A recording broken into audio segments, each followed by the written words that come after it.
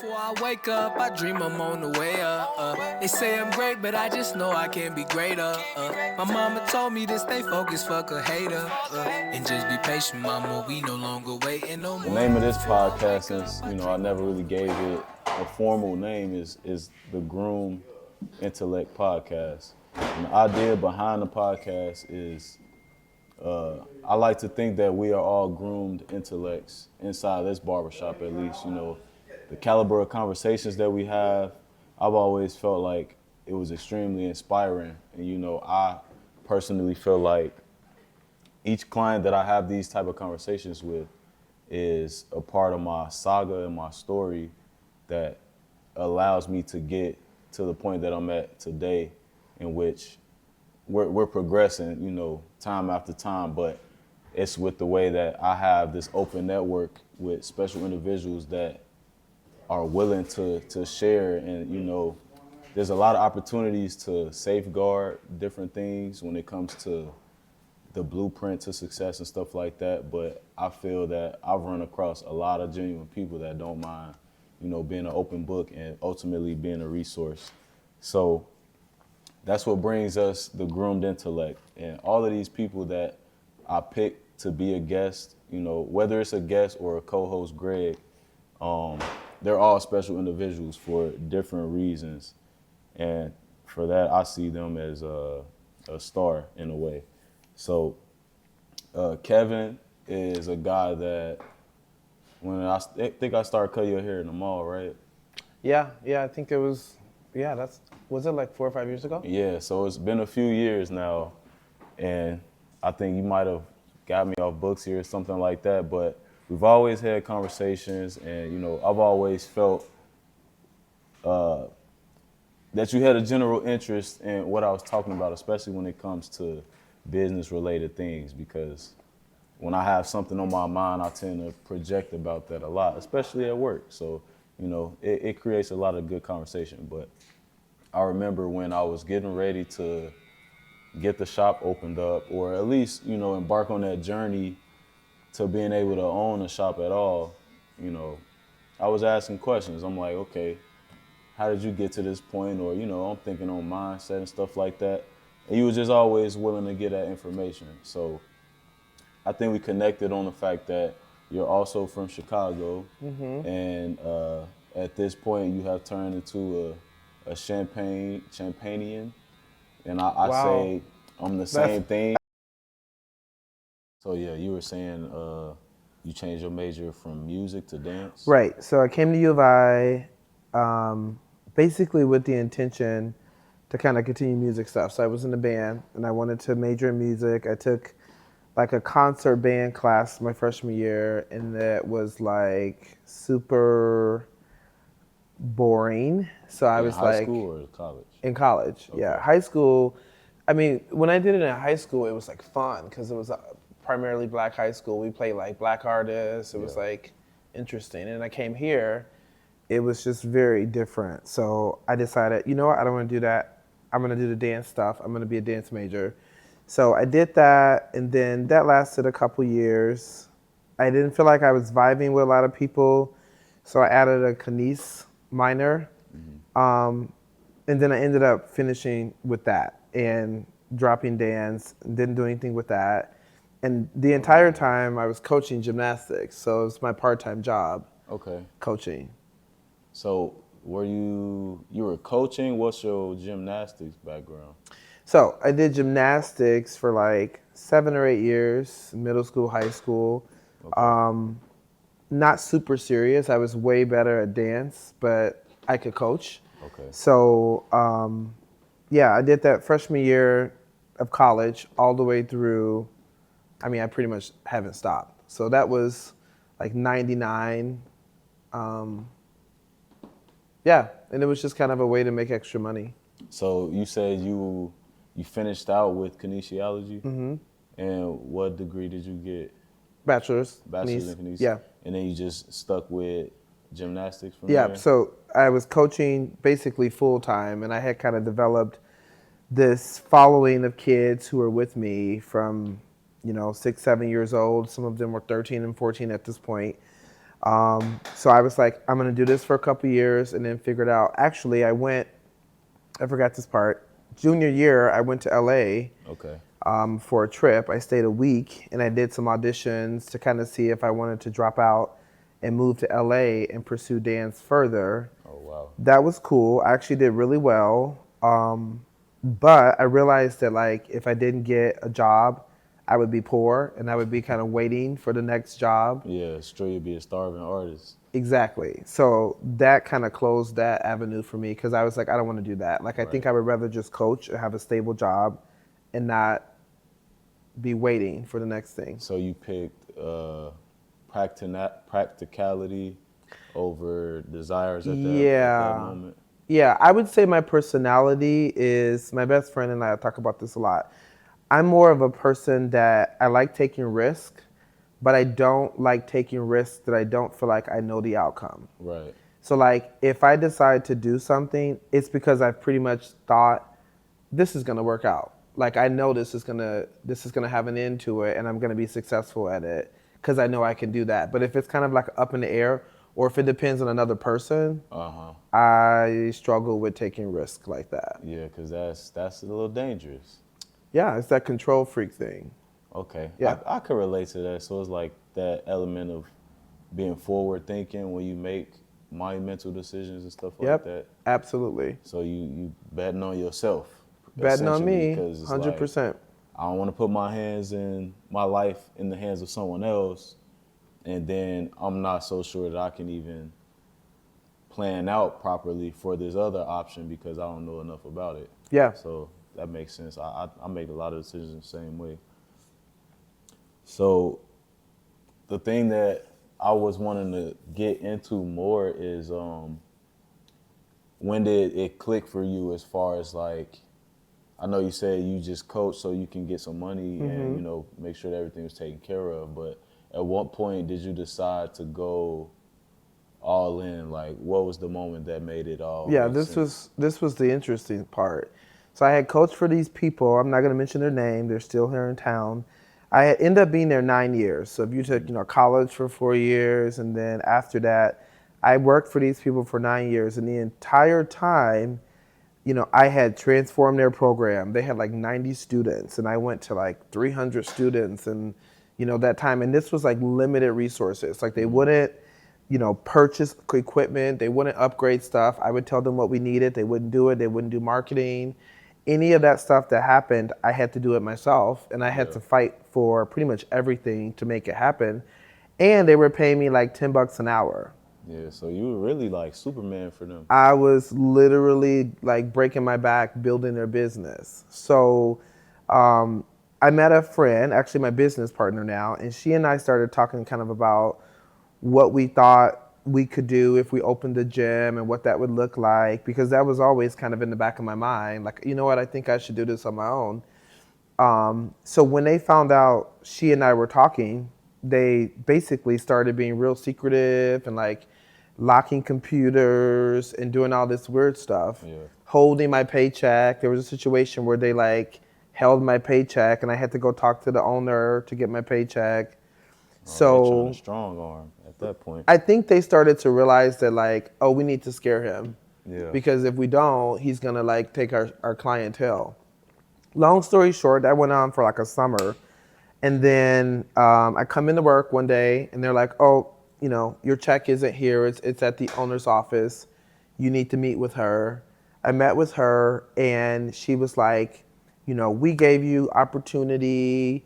You were just this kid from Chicago and you just didn't appreciate us and you're never gonna be anything and we just allowed you to have too much control, so we don't want your services anymore. How old were you when this all went down? This was in 2007, so I was 27. Okay. Yeah. So I was devastated because, owning the gym was a conversation at that point. It wasn't something that I had like thought, okay, we're gonna do this, or we have this set up, or we have money for this. I didn't have any of that. So they allowed me like 5 minutes to gather 10 years worth of stuff out of this building. They escorted me out. I notified the parents. They were like live it. Like, we're leaving too. Like, what do you need from us? Like, let's do this. We had like a lunch that evening, and they were like, how can we support you? And I'm like, well, we need to find a place to practice. We did that. I started charging them tuition. I had a friend that owned a gym here. She let us rent space, and we did that for about 3 months. In the meantime, I started looking for a location. That woman I talked to you about before, shout out to Dina, my business partner, we would meet, and she's from Champaign, so she knew lots of people in the community. And that was in July of 2007. And then by November, we had found a location. We had people, like friends of ours that were like business owners that gave us stuff. We had people donate equipment. We had parents that put up money for us, and we paid them back over time. And yeah, November 2007, we moved into our gym. So they pretty much, based on what I just heard, it sounded like, you know, the life situation came to its peak and you just got like that immense support. Yep. Like all that payout from Yep. breaking your back for somebody else's company, like it paid off, you know? It turned into something good for you. So you would say they kind of like decided for you? Oh, With your back up definitely. against the wall and Yeah, I would say there were probably, you know, one of these people actually works for me still, like wow. all these years later. I had these core group of like 10 families that just definitely supported me, and they saw what I was giving to their kid, and they wanted to nurture what I had. And yeah, and it wasn't like anyone gave me this giant investment or like, you know, I was looking for people to invest in us. It was just like mutual support, emotional support. Yeah. Oh, I think I know a person that maybe has a balance beam. Yeah. Or I think I know someone that could maybe help you guys, you know, start a business account. Like, it was just like little information, and then I would just put my feet to the ground and just Do the go. work. And I had no idea what I was doing. So I just found people who knew more than me, and I would just get information from them. And yeah.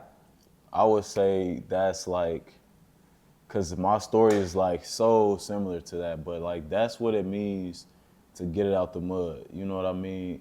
We talk about that thing a lot. You hear a lot of people saying how to get it out the mud, and you know, I think it's just being a big part of it is being in tune with yourself. You know, so you started out on this one path, and you realize that's not what you wanted. You know, that took for you to have those reflective moments with yourself.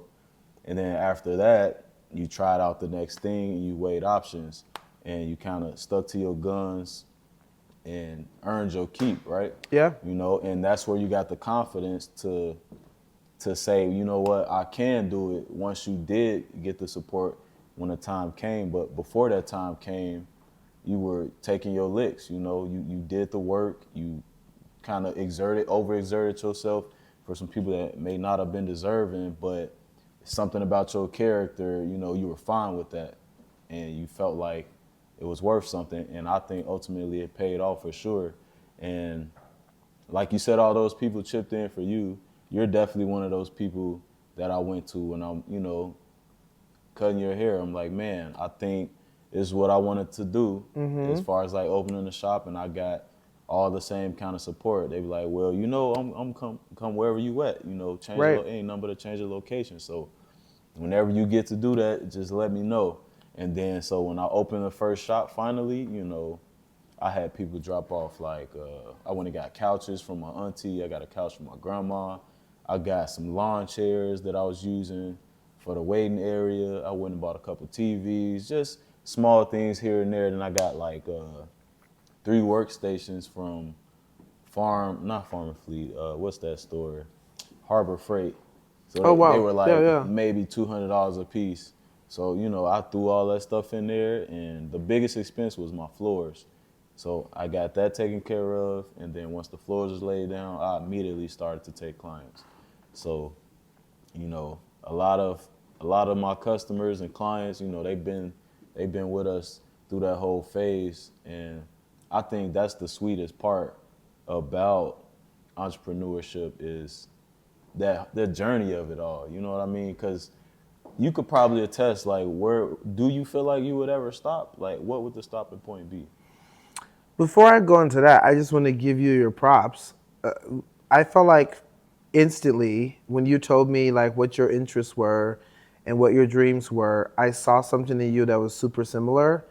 And I feel like the thing that I have that a lot of people don't have is I don't like people to tell me what I can't do. Yeah. And if you tell me I can't do something, I'm going to figure out a way to do it. Exactly. Just to prove to myself that you weren't right about me. It's like a fire. It's like a fire. So when you were telling me stuff, I was like, this guy is insane and he's so young, you know? Yeah. It's like you meet a lot of people and they have a lot of self-doubt like that, you know, life beats you up, and a lot of people don't have the desire to actually believe what they think they want to do. That they have an idea, but they don't have that drive to actually do the thing behind it. Yeah. So I just want to give you your props for that. That's why I felt like initially when you were asking me stuff, I'm like, he could do anything because I can feel the passion that you had. What was your other question? Dang, I lost it that fast. I'm trying to think of what it was. Do you know? The question that you asked him. Yeah. When do you stop? Yeah, that was it. Yeah. So for me, owning IPower is not a job. It feels like, this sounds crazy, it feels like this like fun little thing that I get to do. Yeah. And then I walk in and I feel like it's like a playground. Like it's like, all right, look at this. Like this is cool. All right, we can do this. Or like, I'm always looking at areas that we can improve. I'm always looking at weak areas. Like I love when a customer comes and tells me a negative experience because it allows me to like evaluate our team and what we need to do better. My director team, there's 11 of us. They always get on me because they're like, we don't celebrate the wins enough. Because I'm always, go. I have this perpetual, like, I call it like an escalator that's going to the next thing. Yeah. How do we get here? How do we get here? So like, we'll have these goals that we set and we'll meet them. And in my brain, okay, what's next? Okay, we meet that. Yep, we got 500 students. Okay, so when can we get 600? Yeah. And they're like, Kevin, it's like so much pressure. Yeah. Can we celebrate? Yeah. So I'm like, okay, guys, good job. That's awesome. I'll bring some cookies tomorrow. Okay, but 600. How do we get to 600? So I don't know when that ends. Actually, my therapist one time asked me that. He asked me, it just feels like you're constantly outperforming yourself. When is it ever going to be enough? Because I think some of this drive that I have is built on trauma, if I'm being super deep with you. Yeah. I think growing up, I felt some instability and I like took it and was like, I'm going to make my life stable. Yeah. But I don't really know how to get to a point where I'm like, this is success. Because when I do get to the point where I feel like I'm successful, I always feel like I got to do something more. A little bit more. So I joke that retirement for me will be like, oh, I'm going to work 20 hours a week and travel more. That's for me, I guess, when it stops. But I don't feel like when it's not fun anymore, probably. But at this point, it's real fun. I enjoy it every day. I miss work when I go on vacation. Yeah. Yeah. That's a sign that you love what you do. So, in that, stair-stepping goal type mentality, do you feel like there's an element of like it feels too easy? Is that why you kind of keep going? Because it's like that wasn't as hard as I thought. Why not go to the next level? It's always like a why not? Because that's how That's I feel crazy. That's wild that you asked me that question. Because I've often thought, sometimes I'll be driving and I'll be like, you know what? I like my life, and this isn't hard. Yeah. Like, this isn't so hard. No, it does feel easy. It feels like because I'm so motivated by what I'm doing, and because I can see the next thing, like almost like when I have an idea for something, it's you have got to convince me that my brain is incorrect. Yeah. Because I have people all the time try to tell me, I'm like, I think we can like tear this wall down and we can like do this and like we can take on this extra space.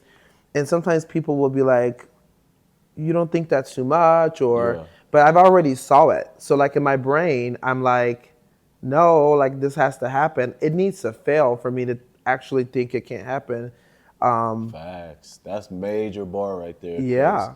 that's literally the way I think about it. There's no way I can know if something's gonna work or not if I don't try it and fail. Yeah, I don't have that fear of failure. I don't. Once you lose, I think that's like one of the biggest gems that can be dropped is like just losing a fear of failure, because failure is a root of a lot of shortcomings. You know, it just, like for example, any little situation that I might have been, okay, I have a special example. So we had this little baby nightstand that Jalea bought for my daughter and to put in her room. She bought this when she was born. My baby's 2 now. And so now that we got the twins coming, she's like, can you put this thing together finally? I looked at the little booklet. I was like, okay, I'll put it together. It say we need some wood glue, so I'll wait till you get that. Long story short, I'm constantly putting this thing off. Mind you, we've had it 2 years, so it's already been put off for 2 years. She moves it back to the front, not to the back burner, but back to the front. Yeah. She's like, hey, I need this put together. And I'm steady like, I'll get to it. I'm waiting till it's like 8 o'clock at night. Now I'm tired. Okay, I'll do it tomorrow. So I finally say, after she said something to me about it again, I was like, you know what? I'm gonna go ahead and knock it out. I got you. I ain't gonna mess it up this time. So I sit down, I commit to it. I turn the Illinois game on. So at least it's like a compromise for me. Like, I'm still gonna do what I wanna do. Yeah. But I'm still gonna do what you wanted me to do too. Yeah. Because I'm real stubborn like that. Like, if it's something I wanna do, like, I gotta be able to do it, or I'm gonna be upset, because I can't take away certain things from people, you know what I mean, and I let them have it. So I try to find ways to compromise. But anyway, I put it together. The thing only took 2 minutes to put together. Exactly. And I'm sitting here thinking that it's gonna be this big task, you know, because usually when we put stations together and stuff, these things are getting put together 2 and 3 times, because you're putting the wrong pole in the wrong place, or the wrong screw in the wrong hole. You figure it out after you thought you was done, something ain't lining up, you take it all apart. So I took all of that, those nerves and energy, and put it to this little project at home.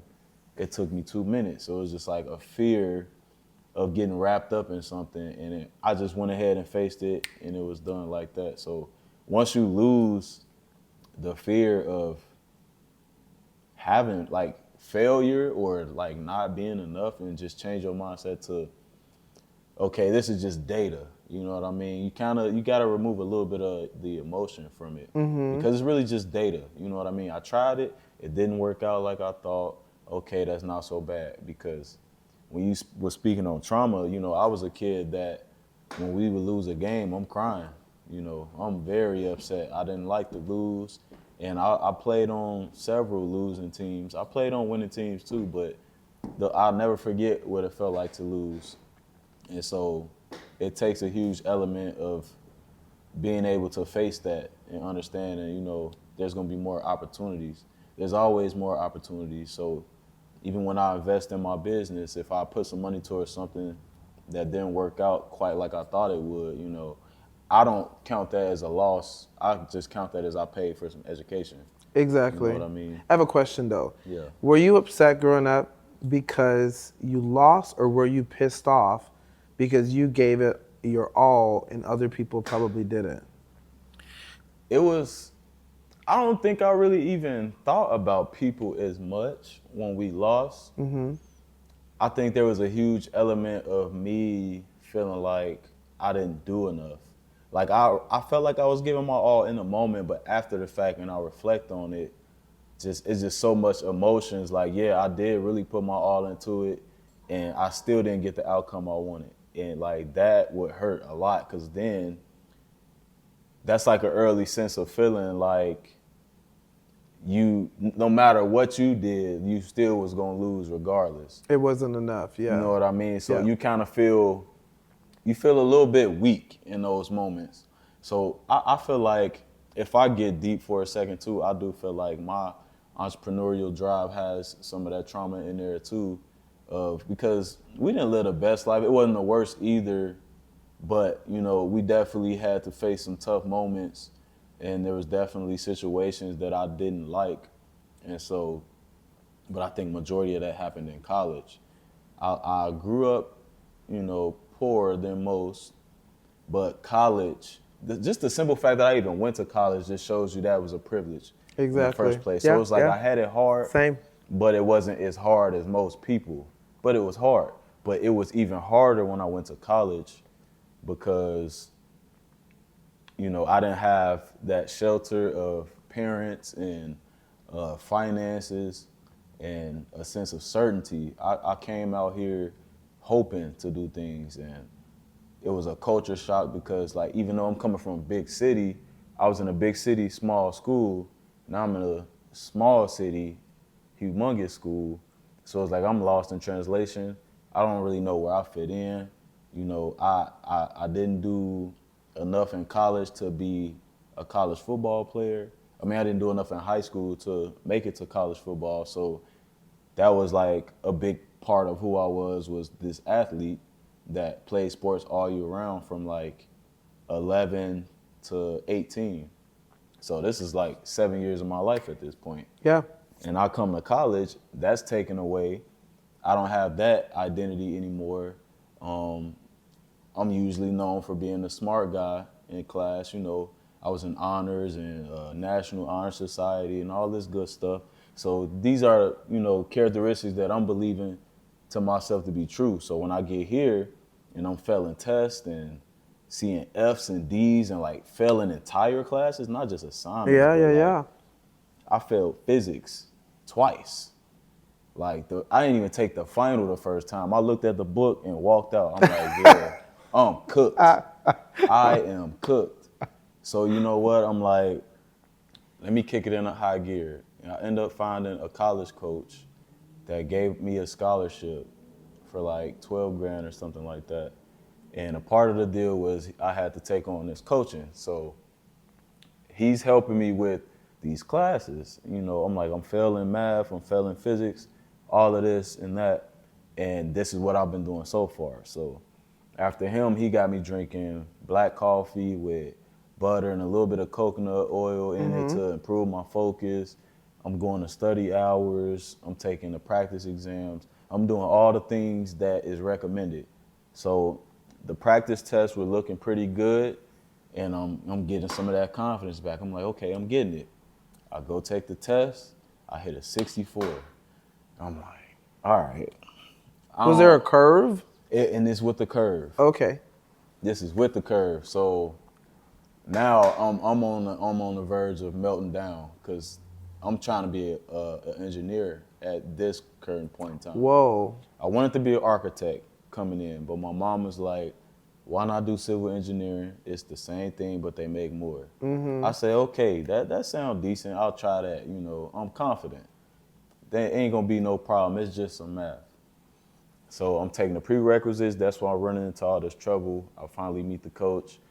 And so I remember I had a moment, I'm sitting at my desk and I probably had like an assignment sitting in front of me or something like that. And I'm steady just seeing this 64 in the back of my head. I just failed this test again. And I'm like, I really gave like my biggest push that I could give, and it still wasn't enough. So, and I think me and my mom wasn't on good terms either. It was something struggle related, like I needed something and she just couldn't help me. Yeah. And I was hurt by that, and being hurt, I just wasn't talking to her at the time. So I got all these pent up emotions. And I'm just like, man, like if I can't pass these tests, I can't get into engineering. If I don't get into engineering, I ain't gonna be able to, graduate from a major that's worth graduating from for what it costs to be here. I feel like I'm just wasting my time. I don't have the sports no more. I don't have the identity of feeling smart because everything is just complete reverse. So at this point, I feel like I'm losing everything I had to be proud of. You know what I mean? So I'm like on verge of tears.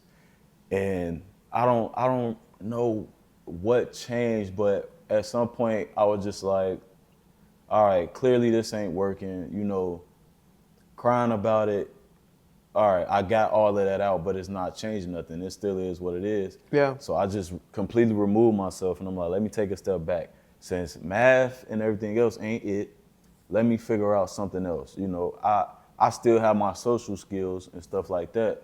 So, you know, I've always been pretty good at reading and writing. Like, that was never an issue, even when I was struggling with the math and science. So I was like, okay, well, you know what? Maybe the truth is I just can't handle STEM, especially at this school. So let me find something else that ain't STEM that's still interesting. So at that point, I'm just trying to refigure out who I am and, you know, tap back in with me to figure out what it is that I need to be successful and to thrive.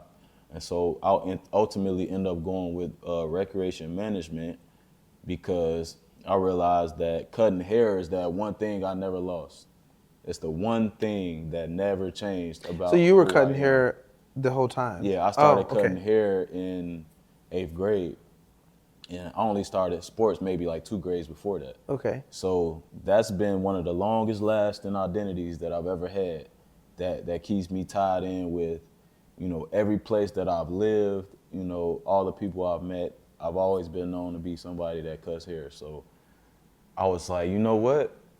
Why don't I try to do something with this? And I'm scrolling, and it had to be God, you know, because this is like Instagram.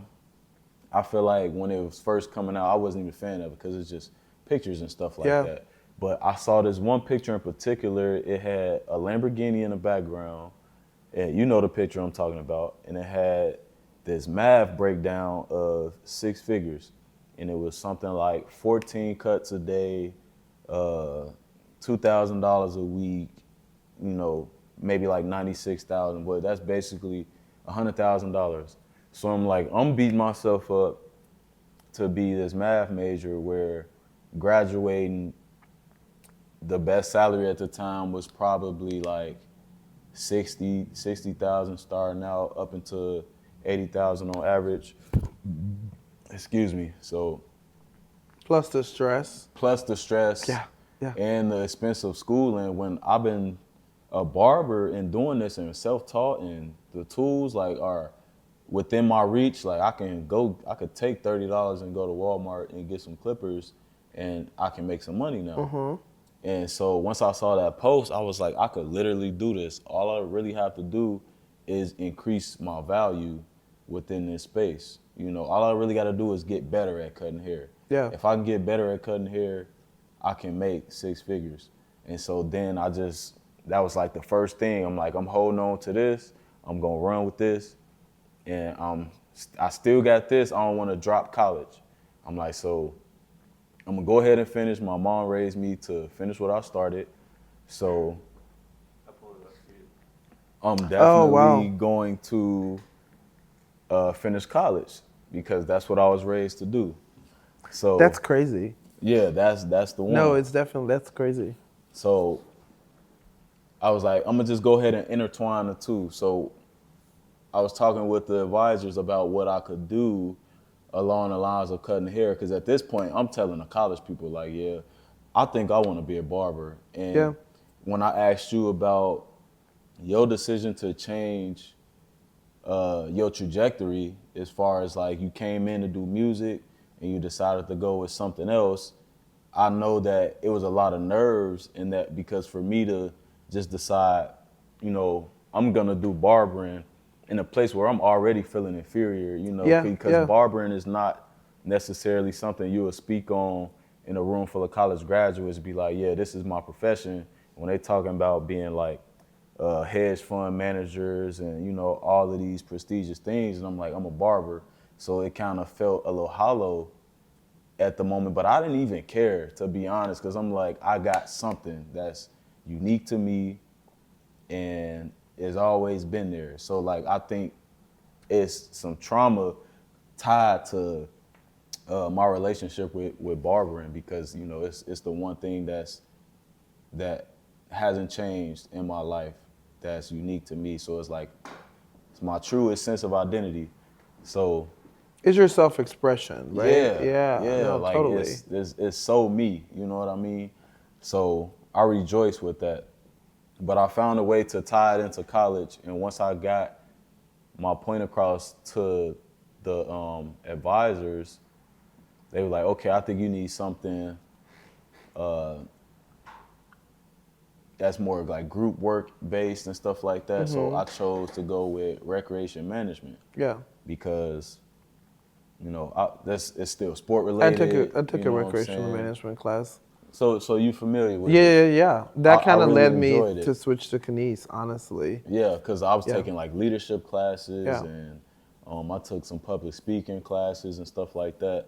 So all of these things, like, and this is after I had my meltdown. So now I'm starting to rebuild myself. And I'm like, okay, I'm doing good in these classes. Like, I'm keeping up with the work. I'm feeling confident enough to raise my hand and speak. You know what I mean? Because, like, now I have a roadmap and I'm not just out here wandering aimlessly. So once I figured that out, we got to this certain point of the curriculum where they started talking about business and stuff like that. So they're talking about how to do brand awareness and create logos and do marketing campaigns and grant writing and all types of things like that. It was just all applied to recreation. So I'm in my head like, okay, I need a logo for my barbershop. I need this for my barbershop. I just translated from Parks and Rec to barbershop. And so the whole time I was in class, I'm basically building my business plan. Wow. And, I was married at the time, was expecting a kid, so life still is changing and moving fast. But, I'm trying to meet the demand. So I end up trying to get a promotion at my side job. That's another thing. I worked a whole lot of jobs in college, too. There's a point I worked like 6 jobs at once, and I wasn't even doing homework. Can we branch off to that for just a little bit? Yeah. I feel like there's this, people don't talk about what college is for a lot of people. For me, college wasn't like, ooh, I'm going to college, this is what I want to do. It was a place that allowed me to get out of my home environment and explore what I liked and what I didn't like and to fail safely. Yeah. Like, I was in the dorm and I had like food every night from the dining hall, but I could take these classes and I could be like, you know what? I actually don't like that. I thought I did. I could meet people who were in those majors. So I don't look at my like explorative part of college as a failure. For me, it's honestly how I got to where I'm at now, because I got the chance to kind of see if this is really what I wanted to do. Yeah. I think a lot of people come to college and either they've decided they want to do something that they maybe don't know about, or their parents were like, this is what you're going to do. Yeah. And then they kind of begrudgingly do classes, and then maybe they get the courage later on in life to be like, I actually don't like that at all. Yeah. Yeah, that's what happened I to me. feel like the narrative about college should be sold as figure out what you want to do, instead of like, 18-year-olds coming in like, I'm gonna like create my career, because most of us don't know what that even means. Yeah. Or who we want to be. We just are kind of trying to figure that out. I think that'll be like my favorite type of bridge to the parenting side. I think for the people that was having like a different upbringing as far as like being reared into something, like maybe like some type of legacy or something like that, I think that narrative will work for them. Yeah. But that's not the average people's upbringing. Exactly. But like that in particular is something that I want to strive for my kids, just to get them thinking about it early, because I think college is the place where it's the first time all of us come and we really figure out who we are without influence from like our family and loved ones. You know what I'm saying? Because you make your decisions based off how they're going to feel about it and like their expectations and stuff like that. And like you said, when you come to college, you can fail safely. So you get to spread your wings and bump into things and, have all these mistakes and ups and downs in private, essentially. Yeah. Because, at home, everybody's always watching and you're getting chastised all the time. So it's the first time the training wheels come off.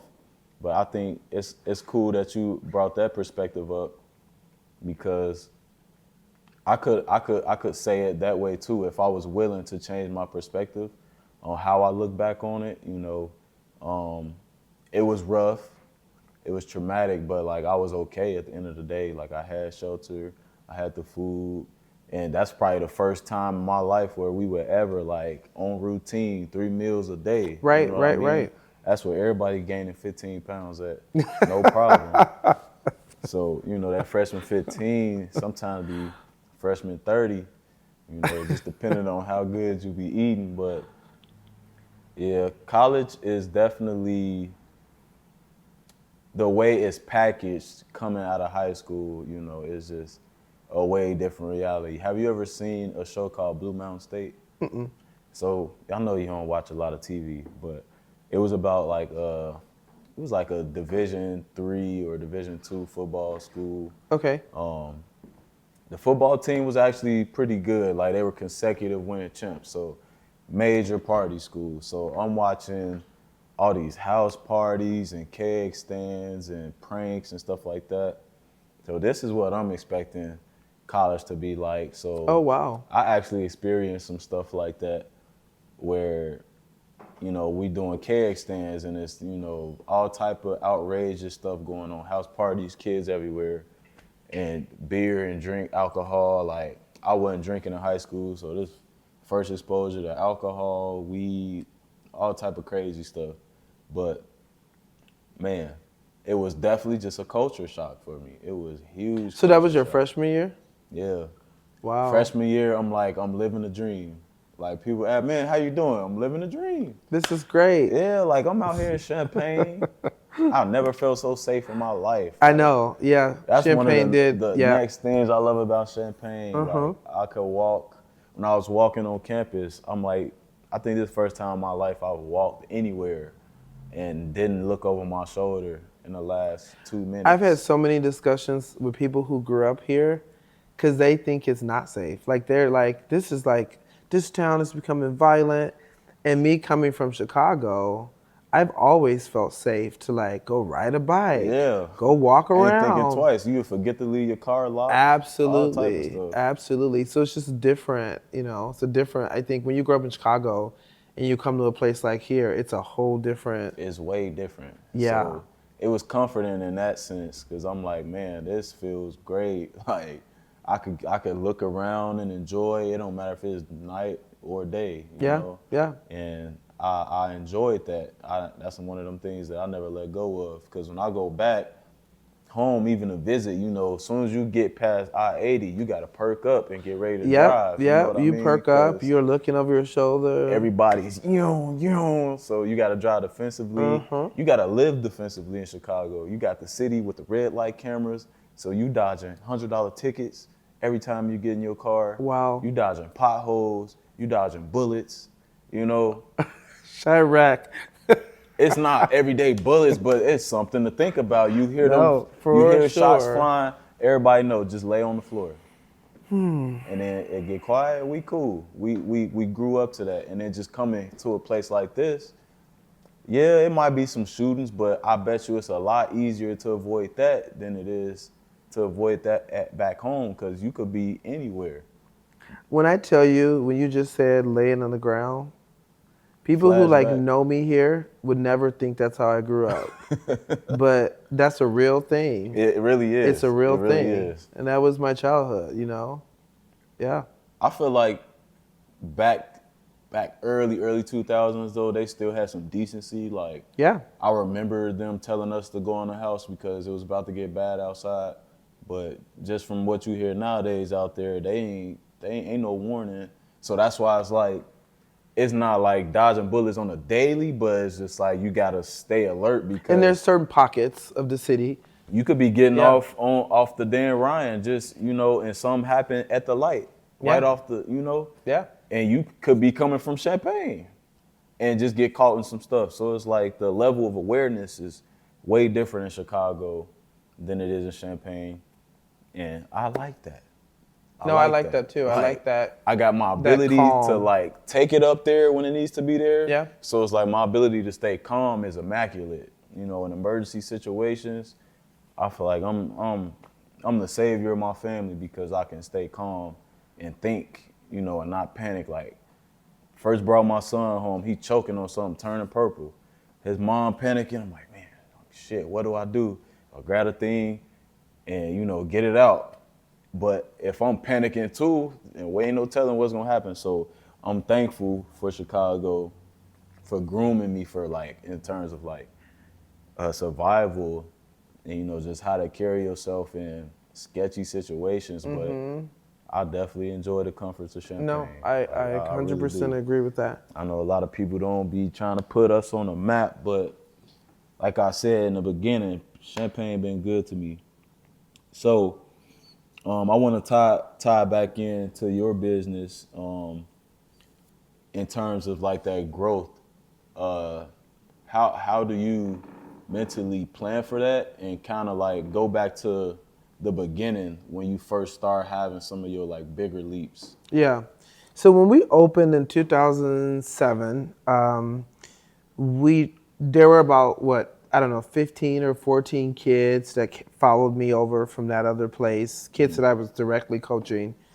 And then I think there were 4 people who were on staff with me that followed me over, kind of slowly, like a slow little bleed, because like they stayed there because they were nervous about what is this, and then a month later I would get a call, and then a month later I get another call. So our goal in our business plan was 200. You know, I had like kids. 200 students. I was like, you know, we have 25 maybe competitive kids.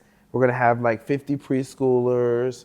It was kind of, and in my brain, I thought that's a good number. Like I'll be happy if 200 families are paying me to, you know, teach their kids gymnastics. So we met that probably that spring. Spring is typically like around this time is our peak enrollment usually. Then it starts to dwindle and then it builds back up.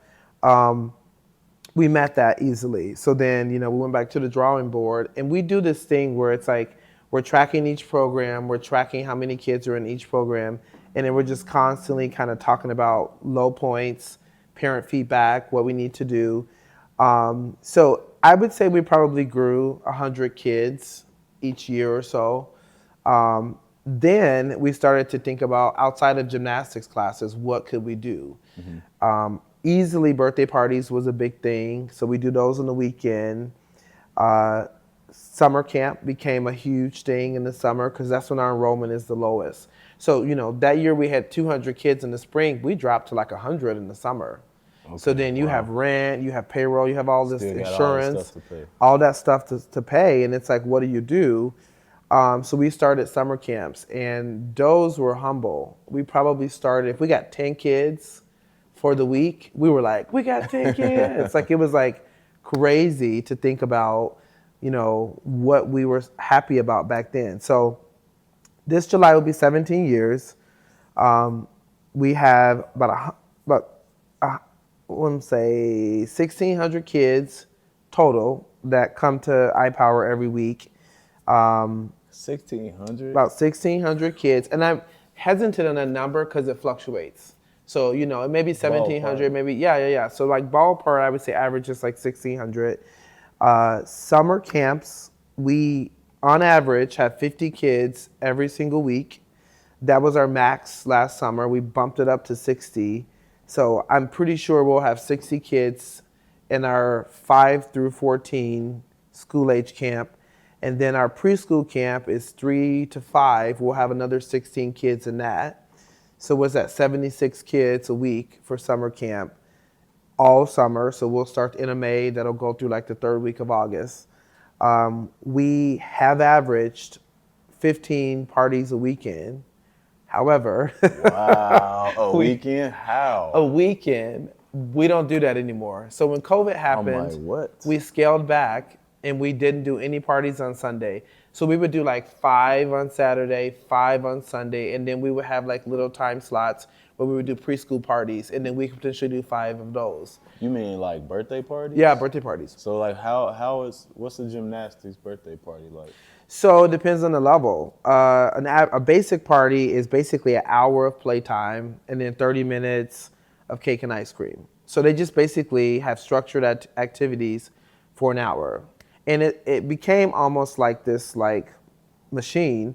Come in, one party goes in the gym, they have their hour. We move them to the birthday party room where they do cake and ice cream. Next party's starting right away. Wow. And then we just shipping them in and out, like kind of like a circle. So y'all just have really like play sessions with some cake and ice cream. With some cake and ice cream. You got 15 kids coming for each party. You know, if it's a super popular kid, they may have 25 kids coming. That's like publicity and exposure. So they're coming in. That's bread and They're butter. seeing our business. They get a little, it's like a candy bag at the end. If you get a big party, you get a water bottle with our logo on it. And we have a coupon to redeem for like an open play time at the gym. Couple pieces of candy. Goodbye. See you next time. Yeah, that's genius marketing. How'd you come up with I'm like, I would say I'm insane about scouring the internet, seeing what people are doing, what this person's doing, who's doing that. How did she get this? So like I'll go and I'll just be jotting ideas down and then I'll bring it to our staff. How can we replicate this? Yeah. And birthday parties have been a thing. So right now we're about 7 a weekend.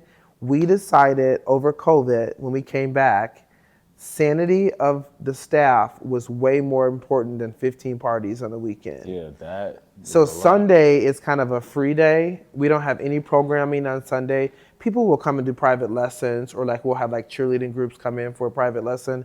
But as far as like scheduled programs, Sundays is our day off. I've kind of been adamant of keeping it that way. So we do 5 regular parties on Saturday and then we'll do ninja and preschool parties in the other gym. So we'll do like up to 7. That's pretty cool. And we're fine with that. They typically fill up. We up the price of them. So if you want to party, it's a little more expensive. Yeah. So, okay, that's an interesting point because that's something that we talk about a lot here in the shop because, you know, we get these people and we meet them where they are. And I want them to have that same little journey of how I got to 6 figures, you know, just based off that picture. So, like, how are you deciding when it's time to move the needle on prices and stuff like that? Based on enrollment. So, you know, preschool for us right now is about 260 kids under 5. Okay. We have this class called Gym Bears. It's going to be, we all go, Gym Bears. We have 14 Gym Bear classes a week.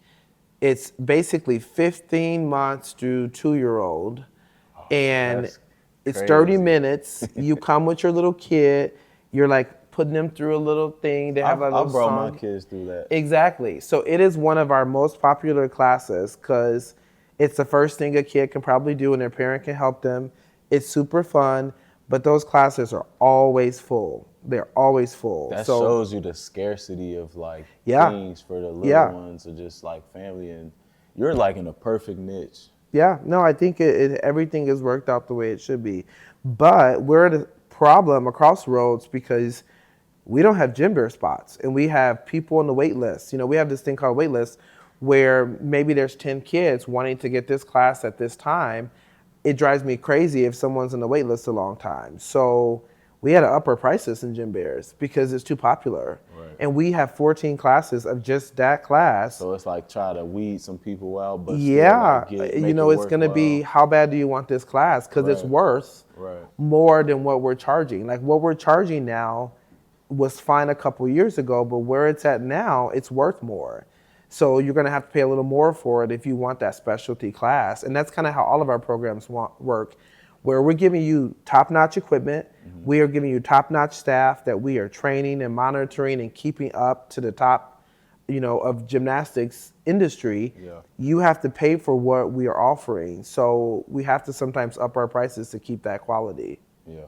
Yeah. I definitely get that. So with the gymnastics industry, like, is the staff, like, do y'all go to, like, conventions and stuff like that? Yeah, they have so we have, it's levels to our staff. We have full-time employees. Most of those people are directors, so they are in charge of, there's a preschool director, there's a birthday party director, I'm the competitive team director, I'm the HR director. We have a recreational girls director, we have a recreational boys director, we have a ninja director.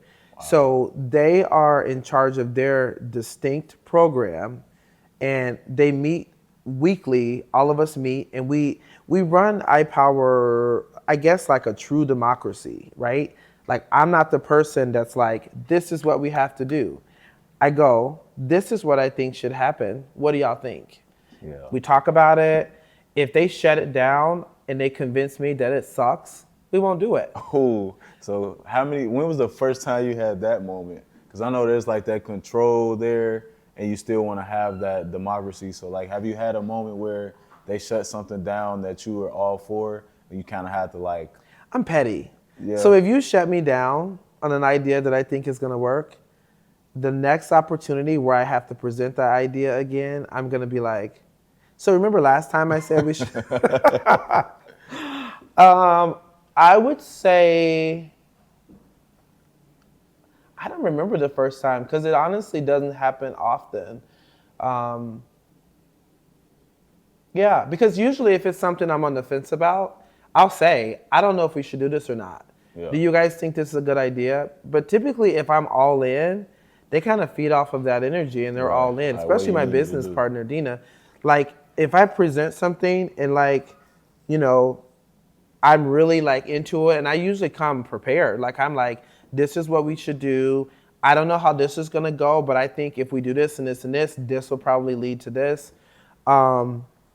They're pretty willing to like give it a try. It's not like I'm reckless with it. Like I'm typically pretty conservative with like what my goal is. Yeah. Yeah. Yeah, I remember like we was trying to figure out what we were gonna do for like our social media presence and stuff like that. So Yeah. I had hired on this lady and I wanted, you know, we were giving her a tryout, so we signed some contracts and stuff. I made sure I read like the cancellation policy and stuff like that. So I talked to everybody before we actually signed anything and everybody was like, yeah, that sounds pretty good. So when it came down to sending those payments out, I was splitting that cost with everybody because like we have a commission type setup. Yeah. So the commission goes towards like the utilities and making sure we keep the lights on and stuff like that. So I'm like, anything outside of this 20% budget, we just gonna split it up, you know, based on or depending on like what the thing is. So I was like, we're gonna split up the cost of the social media stuff. There's 8 of us. This is how much it costs a week. So I'm just gonna keep that off your paycheck, and then we'll just have that going, but make sure to, you know, send in your stuff so that you can get your money's worth. So after probably like a week of stuff, everybody's like, I don't know how I'm feeling about, first of all, I don't want to pay this. Uh-huh. And then I'm like, well, the point of it is, you know, you put a little bit of money up, it starts generating more traction. You get more butts in your chair and you make more money in the long run. It's more of a long-term thing. Yeah. And so I'm like, you know, just give it a chance. You know, like it's the first few videos, they'll get better. But then, you know, people just kept telling me, they like, I don't know how I'm feeling about this.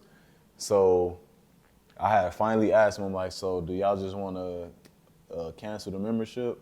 And they like, yeah, because I could do all this by myself, blah, blah, blah, blah. So I'm like, man, I know this is what we need, but you know what? I'm going to just go ahead and listen to y'all. Y'all not happy with how it's coming out. I understand I'm different in the way that I give chances and I give room for people to grow, but when you put it on somebody else's dime, you know what I mean, and they have to buy in just as much, I have to get them that say, you know what I mean? Mm-hmm. Because I'm dependent on them. Like they play a role for it to work out. So if they ain't happy about it, I'm like, ain't nothing I can do, even though I wanted to keep giving her a chance, you know. But it was hard for me to be like, you know what, I'm gonna just go ahead and listen, because usually it's like, I'm like, this is what we're about to do. This is how it's supposed to go. This is where I would need your help for this situation. But I love to have it where I take everybody's input, because, you know, you just maintain the cohesiveness of the community that we all making money in. So I like to make them feel heard and stuff like that. When I started it was unique. One thing that we started, and this happened right when COVID was happening, to kind of stay connected. We started doing this thing called staff reads. Mm-hmm. So all of our directors, we read a book. So like, I'll pick a book, and it's usually like some sort of like leadership book or a book about relationships, and we'll read a chapter a week. And then at our directors meeting, the first like 10 minutes, we'll talk about the book. So we've done that now, I want to say, with 4 books. The latest one we did was called Mindset. The reason that I did it is because I wanted everyone to be on the same page about how we thought about decisions. Yeah. Like, why does Kevin think I should have to do all this work when it's his business, right? Like something called a buy-in. Yeah. This is not a situation where you're doing this for me.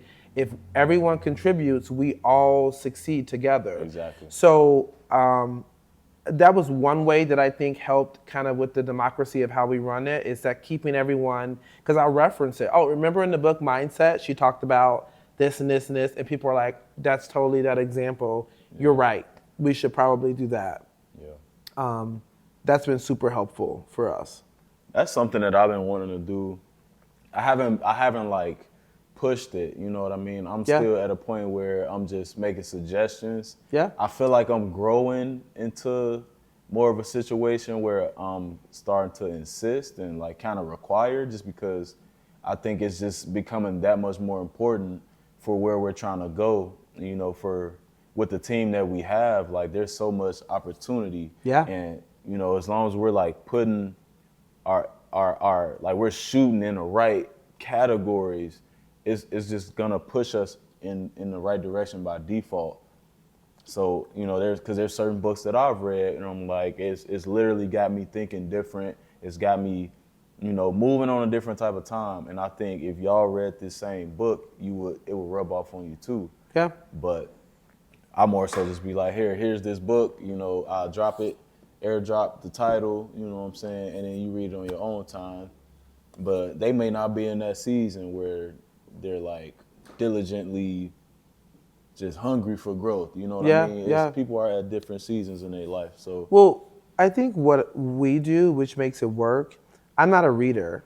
Like, I like to buy a book to have a copy and to highlight it, but I Audible. Yeah, so I'm pretty much, big Audible. Yeah, I do Audible, and that's how I get through books.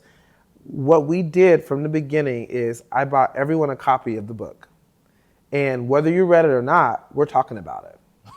So we're going to come into that director's meeting, and I'm going to be like, chapter 1, what did you guys think?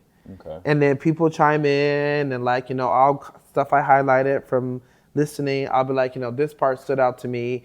I thought this was really interesting. And if you read it, that's fine. If you didn't, you're going to learn something. Right. It gives me a soapbox to stand on and be like, the book said. Yeah, I like that a lot. It really has been helpful, because people then start to take it more seriously, because they're like, oh crap, we're doing chapter 3 today, right? And I'm like, we are. Some accountability. It's an accountability. And it's not that people don't want to read, I don't think.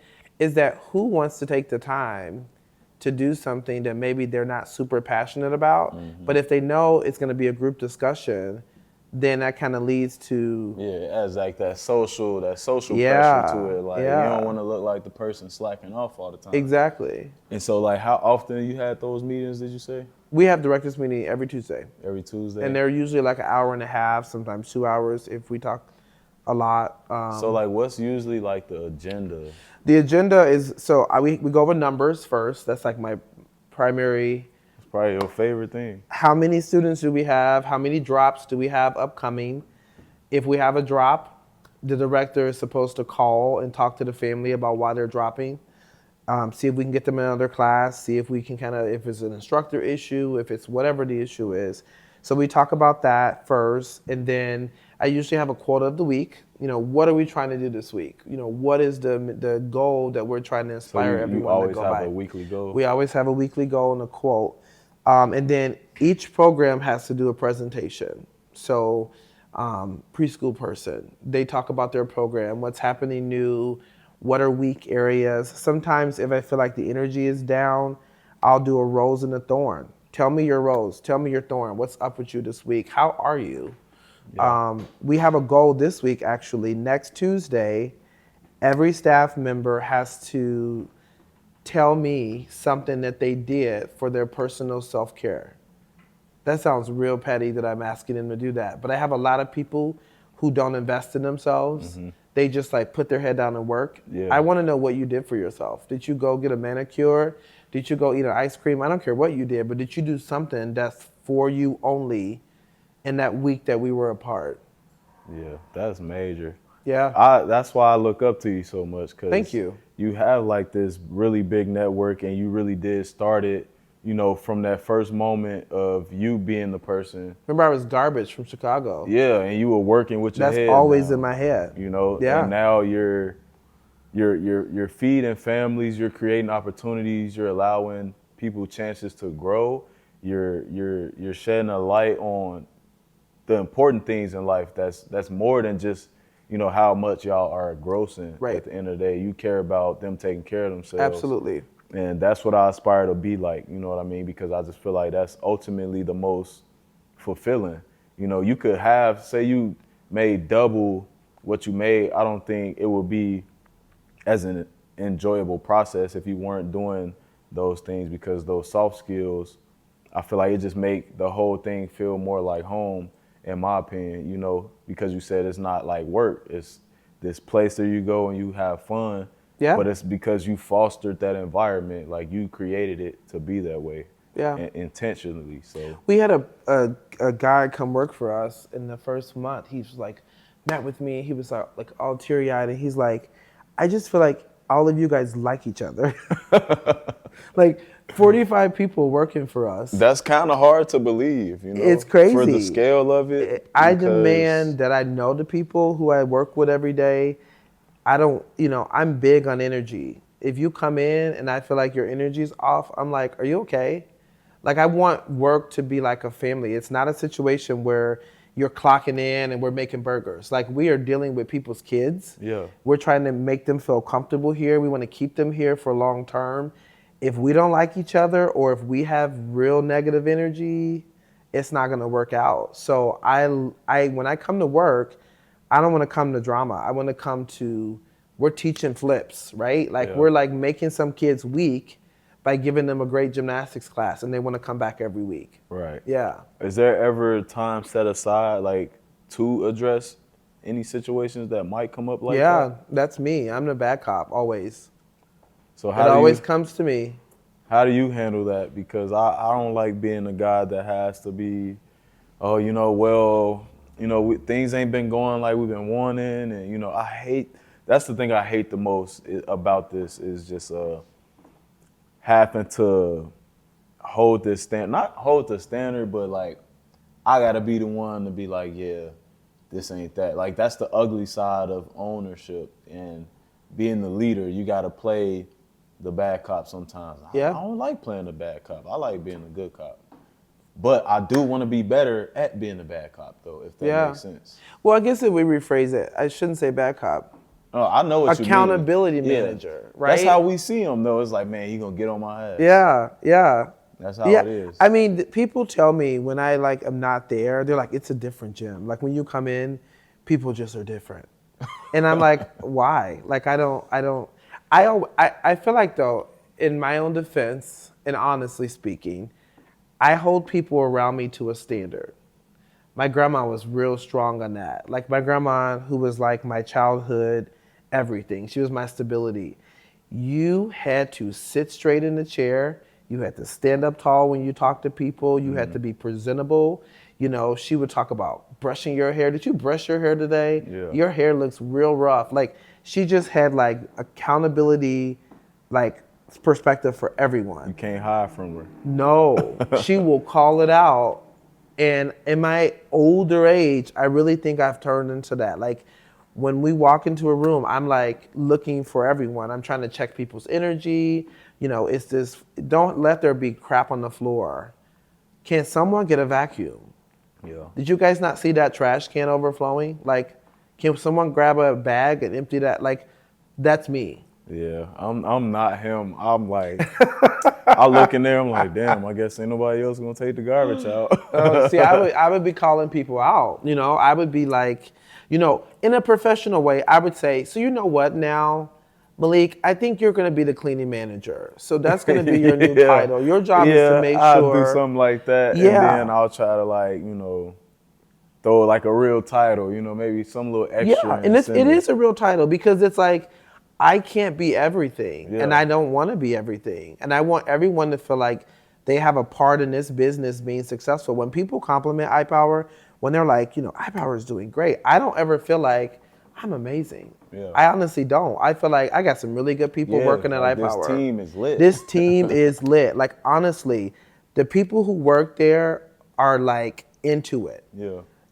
It's not like this is Kevin's jig. This is not about me. This is that the people take what we do seriously. We have serious debates about stuff like where a parent's gonna sit. And they are comfortable with me to be like, I don't think that's a good idea. They shouldn't sit there. And I'm like, well, I don't care. I want them to sit there. And they're like, well, I don't think they should sit there. And I'm like, well, I guess I'm outruling you today. But they're comfortable enough to bring that to me to say, this is what I think. And I'm like, I see why you think that, but I'm thinking this other way about this situation.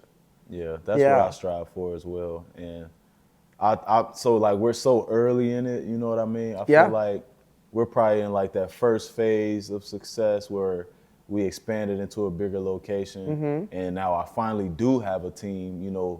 I remember like last year I was talking to you about growth and I'm like, how did you do it?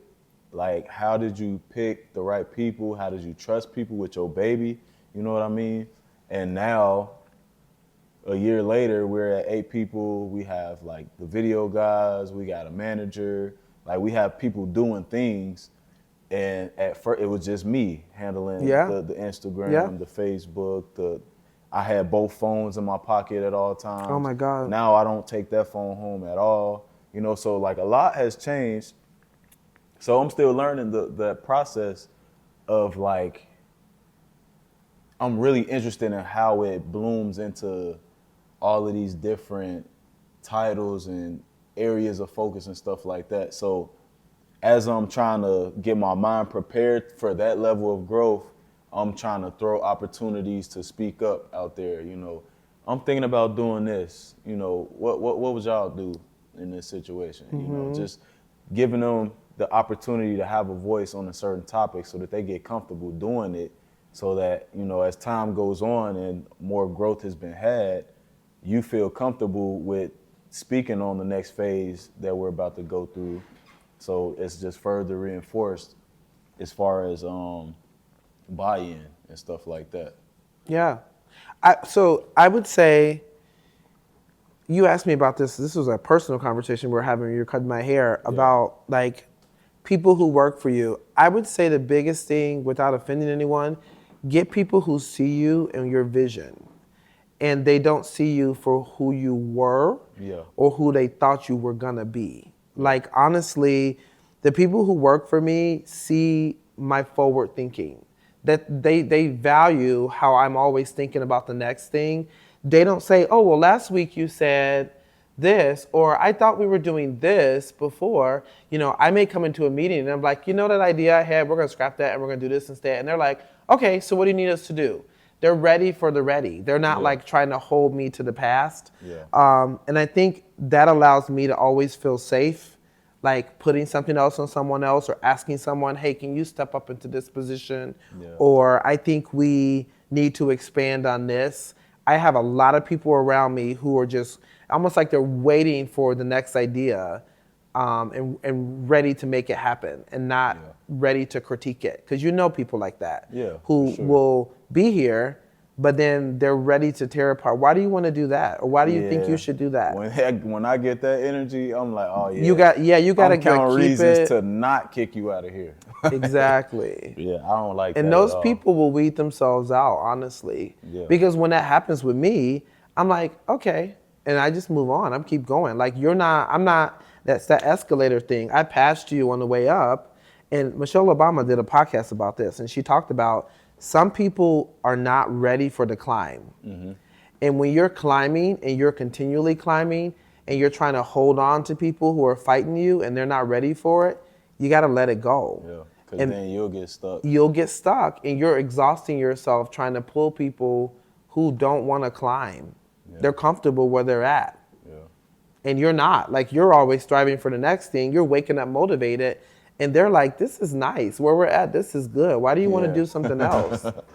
They get that comfort, but it'd be like a different driving force that's why I say people be in different seasons, and I'll be trying to excuse me, as I like try to continue to grow, I'm, like when I'm conducting interviews, people that's showing interest in coming here, I'm now starting to ask like, what type of level of commitment? You know what I mean? Because when you're applying for a job, they got all these questions, and while I'm doing my hiring process, I ain't got that. I'm just Malik. You know what I mean? As far as I know, and so the basis would be like, do you got clients? What hours would you work? Real basic. So now that I'm running into some real-time issues, now I'm critiquing the questions a little bit more specifically, like what type of level of commitment? Are you just looking to fill in some gaps in your schedule? Yeah. Are you looking to go all out? Are you trying to quit a previous obligation and trade it off for this? Like, what are you trying to do? So I can know what type of season you are, so I can make sure that it's lined up, because the people that's in the same season as me, when I'm like, okay, I think you should take it at this angle, like DJ, for example, I had made him be the manager because he showed up with that interest. Yeah. He wanted to be that at Sports Clips. And I'm like, man, I need a manager. So it's just off the simple fact that I need a manager and you want to be one, I'm going to try to trust you. So he was at Sports Clips? Yeah. Wow. So I think how I met DJ is he was trying to poach one of my clients. Okay. He was at the gym, and one of my best friends, Malik, he approached him. He like, man, who cut your hair? And he be like, oh yeah, that shit dead. He is looking for barbers though, so if you want to go work with him, I think you should meet him. He a good dude. So he gave him my information, and he actually hit me up on Instagram. And then he asked if he could stop by. I'm always willing to let people come by because we could talk while I'm cutting. My clients, I've been doing this for years, so they don't take offense, and usually they're soaking up conversation as well. It's a community environment. So he came in and just watched us work. Me and Isaiah and Jalea, he just watched us work for a little bit, and he felt like he liked the energy. So he was like, man, I think I'm gonna go ahead and try to make some moves. So if you for sure got some space for me, I'd definitely love to be down. So I'm like, cool, I definitely got you on that. And then we just had a conversation, and I was asking about his goals, like if he planned on moving anytime soon, did he have the desire of owning a shop and stuff like that? Because at that point in time, I'm planning to get a shop manager so I can go to Texas and open a shop.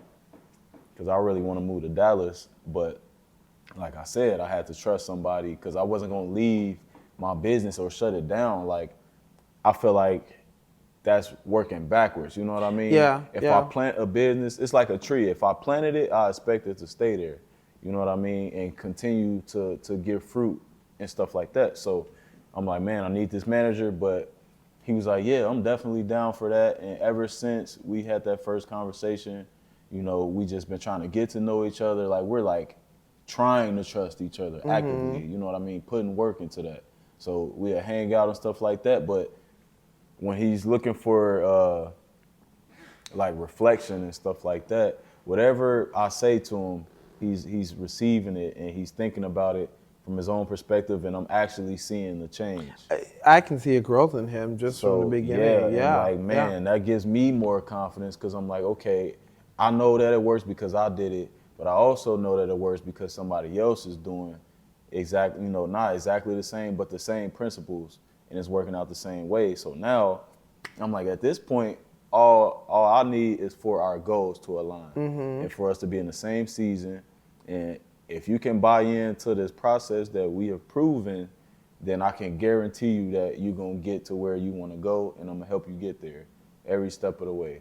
So I think it's just been amazing, taking that leap of faith in terms of trusting people, because it's just paid off so much. Because there's no way I'm getting here just off the strength of my own back.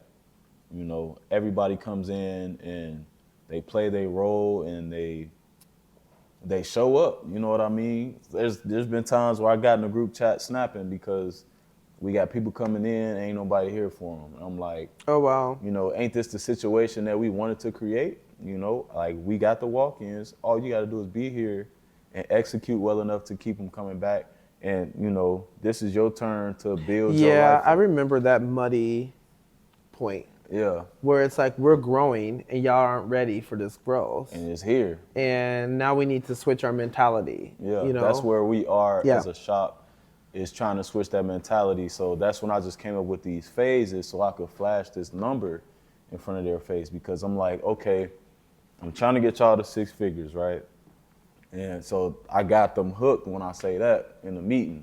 I want to get you to 6 figures, and that's the actual goal. Mm-hmm. But it's still very vague when you coming from maybe making 25, 30,000 a year, and you don't see that as realistic. So when I'm telling you to be here and you getting maybe 1 or 2 clients a day, and you're not thinking that it's worth it because it seems sparse. But like, when I put these numbers in your face and show you the progressions, how you can go from 25 to 50, 50 to 75, 75 to 90, and you can go well past 100 just based off some numbers.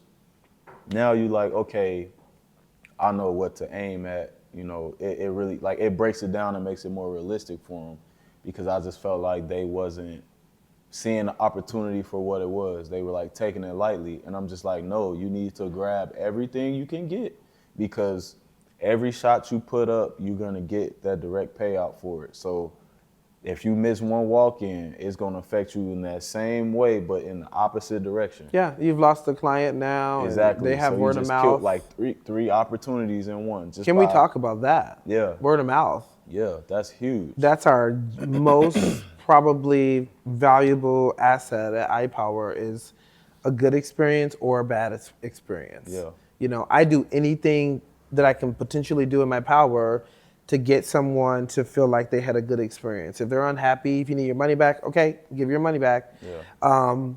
They're learning opportunities, and I feel like you can't really, people don't know you, so they'll believe anything they hear or see. Right. So trying to recover those relationships, I think, is so important. Yeah, there's been a lot of times where, you know, I'll give away a free haircut, or like there's been people trying to burn me in the comments, and like I'm feeling like some of these people got sent in here. The comments are interesting. You know, to say something crazy. Like I had a guy that asked for a haircut, so he just got a haircut. He told me that, or he commented that I did a half-ass job because I didn't cut his facial hair and all this other stuff. So, I reply professionally, and I'm like, I'm sorry that we had this line of miscommunication. You asked for a haircut, and I gave you a haircut. You know what I mean? I understand, like, you might be able to go to another barbershop and sit down and get the full service and just say, yeah, I'm coming for a haircut. But if you look at my pricing list, it has haircut and beard. It's very specific. So I never heard of like you getting all that for. Some shops don't have as much of a system. You know, you just come. Yeah. They don't even take appointments. You come in, get in where you fit in. They ask you what you want. They do it, and then they give you a price. Okay. You know what I'm saying? But mine is like, it's all preset. The price is different for each thing that you get. So I'm sticking to my code here. And I'm like, okay, this what he booked, this what I gave. And then he gets on the internet, he's like, yeah, I'll never go here again. He gave me a half-ass haircut, gave me like 3 stars. And I'm like, that's crazy. That was just a misunderstanding. And he said the cut was shit. And I'm like, definitely wasn't. It definitely wasn't. So who sent you? Because I really take that stuff serious. And, you know, there's probably only one other person that gave me a bad review, and it's because it was right after COVID, still didn't have the mask situation down. I might have left it at home, like my one reusable mask that I had for 2 weeks, left it at home, and I'm in the shop cutting because it still wasn't like strongly enforced. He was like, man, I love the cut, but I just lost 2 family members from COVID, so wow. You can't be out here like that, man. You gotta have a mask. And I'm just like, damn. He right though. That sucks. And he never came back to me. Oh, either. wow. Never came back. So I took that as a learning experience, but it can get crazy sometimes. I don't even know where we were going with that. I don't know either. It started good. Yeah, definitely did. So, how long we been recording? Over an hour. Okay, we can start wrapping it up. This has definitely been a good conversation, though. I agree. Yeah, it's a great podcast. So, Very interesting. for time's sake, if you had to have, well, before we get to that, I just want to say, like, you know, we were kind of able to see like a timeline of your life. What would you say, the past 17 years? Yeah. Well, if we start, Jesus Christ, yeah. Yeah, so we cover about 17 years as far as how it applies to entrepreneurship. And, you know, I ask the questions the way I do because I want people to see like what goes into it. You know what I mean? I want people to see that it's not always, you know, you don't always hit your mark, but that's literally a part of it. You're not supposed to hit your mark every time, because if you are, you're not learning nothing. And if you went through it perfectly, then you know everything. Exactly. Don't nobody know everything. So, you know, a good portion of what I'm trying to do here is spark flames within people by allowing them to share some of the stories that I've had, and just let you know, like, there's more than just celebrities and the people that you see flashing that are famous. There's regular people in your community that have success within their lives, and it's not always tied to a dollar figure, because just today we haven't even spoke on like what we have grossed over the years. Right. But there's still such a sense of accomplishment in the room. You know what I mean? And that's what I want to shed a light on.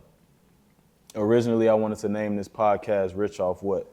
And the idea is still the same idea, just a different title, but it's kind of like I bring on people that I feel are rich, you know what I mean? And that can be in finances, but it's mostly gonna be in spirit and the way you live your life, you know what I mean? The way you care for yourself, the way you care for the other people in your community, the way you handle your platform as far as like what impression you're leaving, because you understand it's a responsibility to be in a position that you are. It's a lot that goes into being you. Yeah. No, totally. And you know, that's for anybody. It takes work. And so this all came together at an attempt to like show transparency. Like that it's work for everybody. Nobody, I'm sure there's some people that had better hands dealt than others, but at the end of the day, the hand you got is the hand you got, and you got the power within you to make change within your life. Yeah. You know what I mean? All it takes is a mind shift.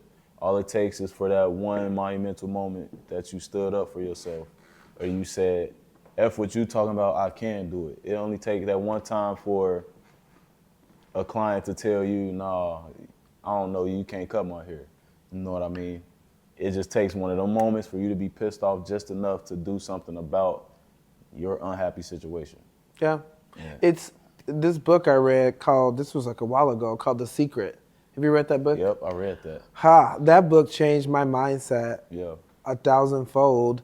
Because basically the premise of the book is like how the universe gives you what you ask for. You know, if you're a negative person and you're seeing the negative all the time, the universe is just going to keep giving you that negative energy. It's kind of like an algorithm, right? Like you're searching stuff and it just gives you more of that information. Yeah. So if you have if you manifest stuff and you are forward thinking, the universe will send people into your life. Absolutely. It'll move things for you. Some people call that God, you know, whatever you want to call it. Yeah. It will That's kind what of it give is. you what you ask for. Exactly. So I just try to live my life with that regard, right? Forward thinking, good vibes only, positive energy. I consider myself kind of an introvert, like an extroverted introvert, but there's a lot of stuff going on up here. And I'm always thinking of self-improvement, improving my environment, improving situations around me. And I just like to keep it positive and forward thinking. So thank you for having me on. Thanks for coming on. Yeah. I definitely appreciate you always being willing to answer my questions and just be a resource. You know, that means the world to me. And I think part of me bringing you on is to say thank you. Yeah. You know, just to give you a chance to tell your story, because I know you are more of a private person. But I've seen a lot of inspiration in your life, so I definitely felt like that was something worth sharing and wanted to give you some flowers. You know, it's kind of like how Drink Champs is. You know, you want to give people their flowers while they're alive and in real time. And, you know, there's a lot more people out there like me that need to hear from people like you, and all I need is just the opportunity to meet them. And I'm fortunate enough to be a barber that I meet a lot of outstanding people, you know, and some of them are younger than me. You know, it's all about that soul. And I really get to tap in with a lot of people's spirits with what I do. And so, again, thanks for coming out. Yeah, I appreciate you. I definitely Thank you. enjoyed it, learned a lot about you, and I'm leaving feeling inspired today. So I hope y'all feel the same way. And let me get on my YouTube, spill a little bit. Like, comment, subscribe. Get in the comments and leave some questions that you might have that came up during this, if you had anything specific. And then how can we reach you as far as networking opportunities or me and finding your my business? private life. So you can check us out at IPower Gymnastics 2008. That's on Instagram. That's probably the best place to check us out. Check out the gym. It's a lot of interesting information about what we do and competitions and results and kind of how I spend all my time outside of, you know, owning a business, because I'm a business owner, but I'm also a coach. So, yeah. All right, cool. And also, you can get in the comments and ask me questions. You know, I'm willing to lend that same helping hand that my friend Kevin has been lending for years. So it may not be as streamlined unless you come and get a haircut. You could always do that. My app can be booked from any location in the world. If you want to fly out and come and chat with me, we could definitely do that. But I appreciate y'all for watching, and then we'll catch y'all next time. Thank you. Appreciate that. That was fire. Yeah, that was good. Great questions.